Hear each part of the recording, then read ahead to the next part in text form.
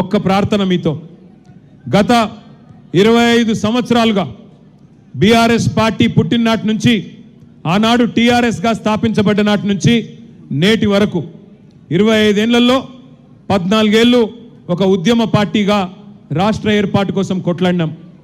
ఆ తర్వాత మీ దయతో, మీ ఆశీర్వాదంతో, పెద్దలు కేసీఆర్ గారి నాయకత్వంలోనైతేనే తెలంగాణ బాగుంటుంది అని మీరు ఆశీర్వదిస్తే 10 ఏళ్ళు, దాదాపు 10 ఏళ్ళు, 9.5 ఏళ్ళు అధికార పార్టీగా మీకు సేవలు అందించినాం.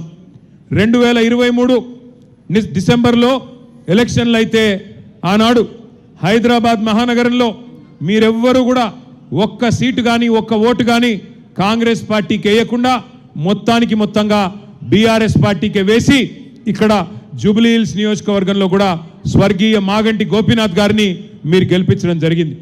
హైదరాబాద్లో ఒక్క సీటు కూడా కాంగ్రెస్కి ఇవ్వలేదు. కానీ ఒక్కసారి ఈ 25 ఏళ్లలో ఏమేం జరిగింది రాజకీయం ఆలోచించాలని చెప్పి కూడా నేను కోరుతా ఉన్నా. ఎంతోమంది ముఖ్యమంత్రులు మనం చూసినాం. 25 ఏళ్ల కింద మన పార్టీ పెట్టినాడు చంద్రబాబు నాయుడు గారు ముఖ్యమంత్రి. ఆ తర్వాత 3 ఏళ్లకి రాజశేఖర్ రెడ్డి గారు ముఖ్యమంత్రి అయినారు. ఆ తర్వాత రాజశేఖర్ రెడ్డి గారు పోయిన తర్వాత రోసయ్య గారు తర్వాత కిరణ్ కుమార్ రెడ్డి గారు, తర్వాత కేసీఆర్ గారు, తర్వాత ఇప్పుడున్న రేవంత్ రెడ్డి గారు. అంటే 6 ముఖ్యమంత్రుల్ని 25 ఏళ్లలో చూసినాం. ప్రభుత్వాలు మారుతూ ఉంటాయి, అధికారం మారుతూ ఉంటుంది. ప్రజల ఆలోచన ఎట్లుంటే అట్లా ఆ సమయాన్ని బట్టి, అప్పటి పరిస్థితిని బట్టి, ప్రజల మూడు బట్టి, ప్రజల ఇష్టం బట్టి అధికార మార్పిడి జరుగుతుంది.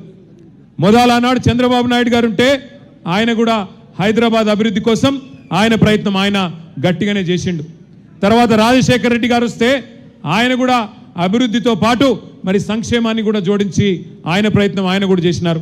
తర్వాత రోసయ్య గారు, కిరణ్ కుమార్ రెడ్డి గారు కూడా వారి శక్తి వంచన లేకుండా వారు కూడా ప్రయత్నం చేసినారు. ఎందుకంటే వాళ్ళకు విఘ్నత ఉండే, తప్పకుండా అధికారం అనేది ఎవరికి శాశ్వతం కాదు, మనం ఉన్నప్పుడు ఏదో కొంత మంచి చేయాలి అనే ఆలోచన ఉండే. తర్వాత కేసీఆర్ గారు 2014లో మీ ఆశీస్సులతో ముఖ్యమంత్రిగా వారు బాధ్యత తీసుకున్నారు. 10 ఏళ్ళు కేసీఆర్ గారు ముఖ్యమంత్రిగా ఎట్లా పనిచేసినారో మీ కళ్ళ ముందే ఉంది. 200 పెన్షన్ని పేదలని కడుపులో పెట్టుకొని చూసుకోవడానికి 2000 రూపాయలు చేసింది కేసీఆర్ గారు. ఒక ఆడపిల్ల పెళ్లి చేసుకుంటే ఆ కుటుంబానికి కష్టం రావద్దు, ఆ కుటుంబం ఇబ్బందుల పాలు కావద్దు, అప్పుల పాలు కావద్దు అని ఆలోచించి 1,116 రూపాయలు ఎవరు అడగకపోయినా దాదాపు 15 లక్షల మంది ఆడబిడ్డల పెళ్లిళ్ళు కళ్యాణ లక్ష్మి షాదీ ముబారక్ పేరుతో చేసింది కేసీఆర్ గారు.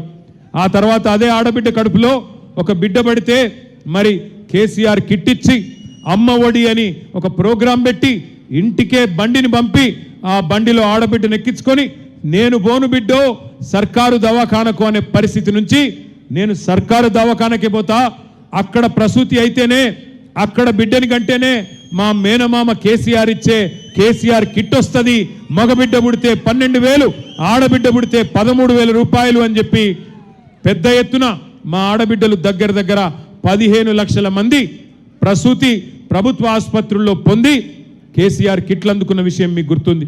అట్లాగే కేవలం సంక్షేమమే కాకుండా మరి పెద్ద ఎత్తున భావితరాల కోసం హైదరాబాద్ మహానగర అభివృద్ధి కోసం ఎన్నో అభివృద్ధి కార్యక్రమాలు చేసుకున్నాం. హైదరాబాద్లో దాదాపు 42 ఫ్లైఓవర్లు, షేక్పేట ఫ్లైఓవర్తో సహా 42 ఫ్లైఓవర్లు మనం కట్టుకున్నాం. అట్లాగే మెట్రో రైలు నిర్మాణం చేసుకున్నాం. మీ జూబ్లీ హిల్స్ నియోజకవర్గంలో 8.5 కిలోమీటర్లు మెట్రో రైలు కూడా నిర్మాణం పూర్తి చేసుకున్నాం. అట్లాగే బ్రహ్మాండమైన దవాఖానా మీ వెంగళరావు నగర్ డివిజన్లోనే కరోనా వచ్చిన తర్వాత హైదరాబాద్లో ఇంకా ఆసుపత్రుల సంఖ్య పెరగాలి అని చెప్పి 1000 పడకల ఆసుపత్రి మీ వెంగళరావు నగర్ డివిజన్లోనే 900 కోట్ల రూపాయలతో 1000 పడకల ఆసుపత్రి కూడా కట్టించింది కేసీఆర్ గారు. దాంతోపాటు హైదరాబాద్ మహానగరంలో పరిశ్రమను పెంచుకున్నాం. ఐటీ రంగాన్ని దూసుకొని పోయే విధంగా మన ప్రభుత్వం వచ్చినాడు 2014లో ఐటీ పరిశ్రమ కేవలం 3,20,000 మంది పనిచేసేది.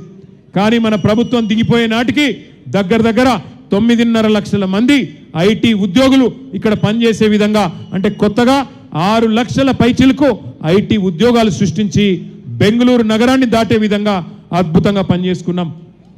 ఐటీ ఎగుమతులు మన ప్రభుత్వం ఆనాడు 2014లో వచ్చినాడు కేవలం 57,000 కోట్లు. దాన్ని 2023 నాటికి 2,41,000 కోట్లకు తీసుకొని పోయినాం. ఏం జరిగింది? ఐటీ పెరిగితే రియల్